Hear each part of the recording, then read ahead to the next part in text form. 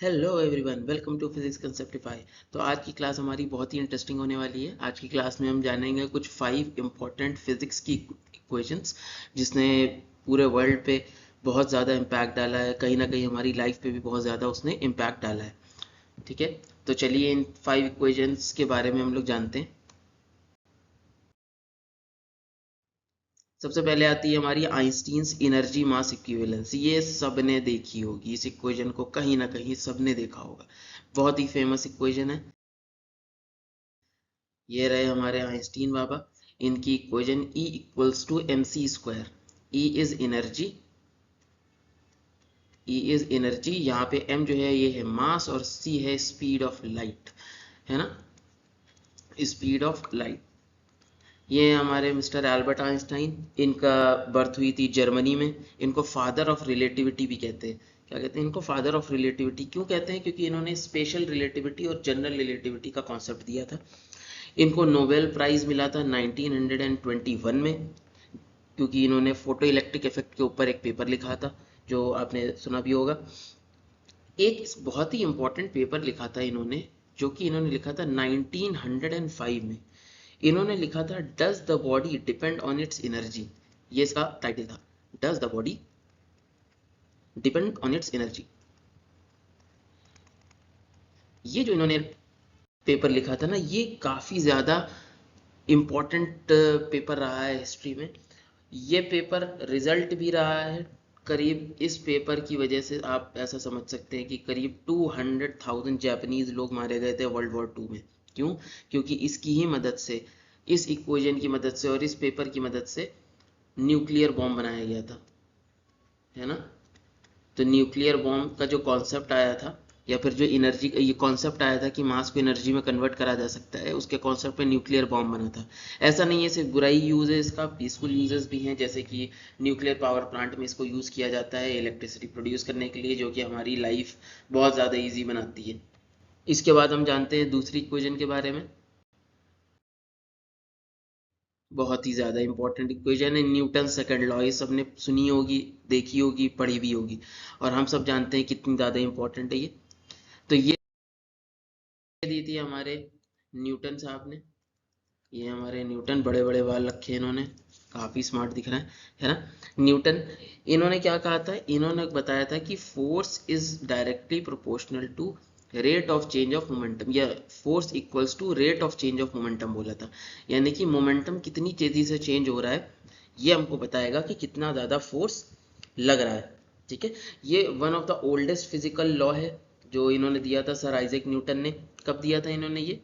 इन्होंने दिया था 1987 में। सोचिए कितने पहले की बात है ना। इस इक्वेशन की मदद से या इस कॉन्सेप्ट की मदद से बहुत सारी अलग अलग साइंस डेवलप हुई, जैसे कि एरोस्पेस इंडस्ट्री हो गई, ऑटोमोटिव इंडस्ट्री हो गई, है ना। इस इंडस्ट्री में इन इक्वेशंस की बहुत ज़्यादा यूज़ आते हैं। इनकी मदद से हमने बहुत सारे इंपॉर्टेंट इनोवेशंस किए ऑटोमोटिव सेक्टर में। जैसे कि हमने ट्रेन्स में यूज़ होता है यह कॉन्सेप्ट, एयरक्राफ्ट में यूज़ होता है, रॉकेट में यूज़ होता है, ठीक है, सैटेलाइट के मोशन में यूज़ होगा। यानी कि ये कॉन्सेप्ट बहुत ज़्यादा इंपॉर्टेंट है और इसने बहुत सारी चीज़ों को हमें डेवलप करने में हेल्प करी है। इसके बाद एक इम्पॉर्टेंट इक्वेशन आती है द श्रोडिंगर इक्वेशन। ठीक है, ये बहुत लोगों ने सुनी होगी, द श्रोडिंगर इक्वेशन। ये दी थी श्रोडिंगर ने। ठीक है, कब दी थी? सबसे पहले तो ये बॉर्न हुए थे या पैदा हुए थे 1887 में, 12 अगस्त, राइट। 12 अगस्त 1887 में ये पैदा हुए थे। इनको नोबेल प्राइज भी मिला हुआ है 1933 में। ठीक है, अब क्या होता है कि नॉर्मल लेवल पे तो हम अपना न्यूटन्स के लॉज को यूज करके चीज़ों को समझ लेते हैं कि इतना फोर्स लगाया तो इतना ज़्यादा एक्सेलरेशन होगा, या स्पीड, डिस्टेंस, टाइम, पोजीशन, ये सारी चीज़ों को हम आसानी से समझ सकते हैं न्यूटन के लॉज की मदद से। ठीक है, बट क्या होता है जब हम एटॉमिक लेवल पे जाते हैं, है ना, बहुत ज़्यादा छोटे लेवल पे जाते हैं, एटॉमिक लेवल पे।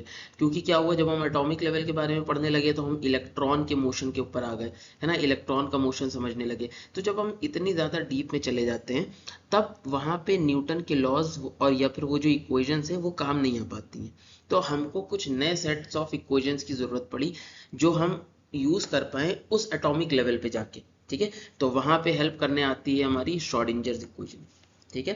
ये एक लीनियर पार्शियल डिफरेंशियल इक्वेशन होती है जो क्या करती है, स्टेट फंक्शन को डिफाइन करती है। वेव फंक्शन कहेंगे इसको, वेव फंक्शन या स्टेट फंक्शन को डिफाइन करती है क्वांटम मैकेनिकल सिस्टम में, ठीक है। क्वांटम मैकेनिकल सिस्टम का मतलब ये बहुत छोटे हो गए, एटॉमिक लेवल पे बातें हो रही हैं। तो ये हमने देखा, ये बहुत ही इंपॉर्टेंट थे श्रोडिंगर इक्वेशन, इन्होंने श्रोडिंगर इक्वेशन दी। श्रोडिंगर कैट के बारे में भी आपने सुना होगा, नहीं सुना है तो इसको सर्च करिएगा श्रोडिंगर कैट के बारे में। तो ये हो गई 3 हमारी इक्वेशन। अब फोर्थ देखते हैं, Maxwell Faraday equation. Maxwell Faraday equation बहुत ही इंपॉर्टेंट इक्वेशन है। ये रही मैक्सवेल फैराडे इक्वेशन। ये कहती है कि स्पेशली वेरिंग इलेक्ट्रिक फील्ड जो होती है is always accompanied by varying magnetic field. यानी कि अगर स्पेशली वेरिंग इलेक्ट्रिक फील्ड है, यानी कि ये कर्ल भी बोलते हैं इसको, क्या बोलते हैं, ये है कर्ल ऑफ इलेक्ट्रिक वेक्टर, ठीक है, ये इलेक्ट्रिक फील्ड वेक्टर। तो अगर हम देख रहे हैं कि स्पेस में अगर इलेक्ट्रिक फील्ड वेरी कर रही है, ठीक है, तो क्या होगा, उससे एक magnetic time varying magnetic field link रहेगी हमेशा, ठीक है। और उसके बाद फैराडे लॉ ने कहा था कि अगर कोई एक क्लोज सरफेस है, उससे जो total amount of flux pass हो रहा है, क्या हो रहा है, फ्लक्स का सिंबल ये होता है फाई। जो फ्लक्स अगर वेरी कर रहा है टाइम के साथ, तब क्या हो जाएगा, वहां पे ईएमएफ जनरेट हो जाएगा। क्या हो जाएगा, ये जो वी लिखा हुआ है ये वोल्टेज ही है ईएमएफ, ठीक है। कि अगर फ्लक्स जो है किसी भी क्लोज्ड सरफेस से टाइम के साथ चेंज हो रहा है, तो क्या होगा, वो एक इलेक्ट्रोमोटिव फोर्स को डेवलप करेगा, ठीक है।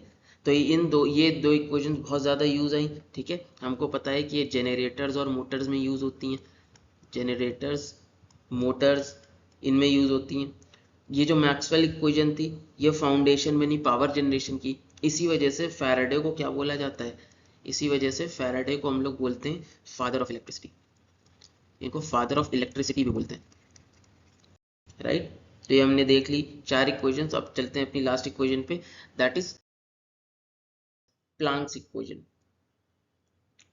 प्लांक्स इक्वेशन एक बहुत ही ज्यादा इंपॉर्टेंट इक्वेशन है फिजिक्स में, क्योंकि इसने जो बर्थ दिया था, इसने क्वांटम मैकेनिक्स का बर्थ दिया था, ठीक है, क्वांटम मैकेनिक्स। अब क्या है कि ये जो प्लांक थे, इन्होंने एक पोस्टुलेट दिया था कि जो भी एनर्जी है ना टोटल, वो एनर्जी एब्जॉर्ब या फिर एमिट जो होगी वो छोटे छोटे पैकेट्स के फॉर्म में होगी। पैकेट का मतलब टोटल एनर्जी छोटे छोटे पैकेट्स के फॉर्म में होगी, छोटे छोटे पैकेट्स के फॉर्म में होगी। पैकेट्स के फॉर्म में ही ये एब्जॉर्ब होगी और पैकेट्स के फॉर्म में ही ये एमिट होगी। इस कॉन्सेप्ट का यूज बहुत जगहों पे हुआ, क्वांटम मैकेनिक्स जैसे हमने देखा, उसके बाद टेलीविजन में इसका यूज हुआ, सोलर सेल के डेवलपमेंट में इसका यूज हुआ, ठीक है। तो ये जो कॉन्सेप्ट इन्होंने दिया था कि जो छोटे छोटे पैकेट्स हैं, इन पैकेट्स के फॉर्म में एनर्जी एमिट होगी या फिर एब्जॉर्ब होगी, ये पोस्टुलेट इन्होंने दिया था 1900 में। तो यहाँ से हमको एक एनर्जी की इक्वेशन मिलती है, that energy will be equal to H into nu, ठीक है। जहाँ पे h को हम लोग बोलते हैं प्लांक्स कांस्टेंट, जिसकी वैल्यू है 6.6262 इंटू 10⁻34 जूल सेकेंड।